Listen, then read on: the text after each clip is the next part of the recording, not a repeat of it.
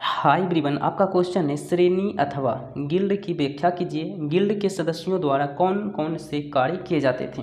तो प्राचीन काल में लोग एक ही प्रकार का व्यवसाय करते थे अथवा व्यवहार संबंधी आंतरिक या बाह्य या दोनों प्रकार के ओके इसी में ये व्यस्त रहते थे। वे कभी कभी स्वयं को गिल्ड अथवा श्रेणियों में संगठित कर लेते थे। गिल्ड या श्रेणियों के कार्य कुछ इस प्रकार है। ठीक है, पहला इसका कार्य, पहले पॉइंट की बात कर लेते हैं।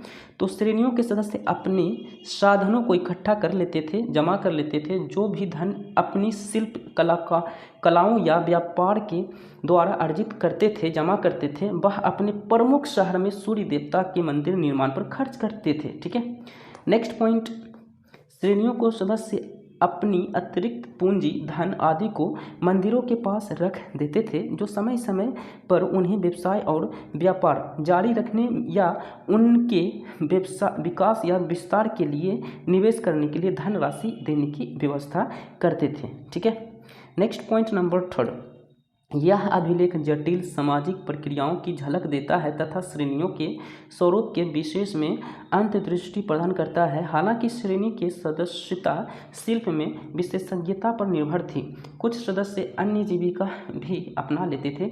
इस अभिलेख से यह भी ज्ञात होता है कि सदस्य एक व्यवसाय के अतिरिक्त चीज़ों को में भी सहभागी लेते थे। ठीक है, ओके, यानी सहभागी होते थे, भाग लेते थे।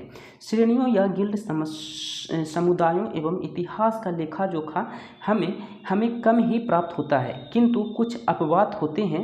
जैसे मंदसौरा जो कि मध्य प्रदेश से मिला है अभिलेख लगभग 5वीं शताब्दी ईसा।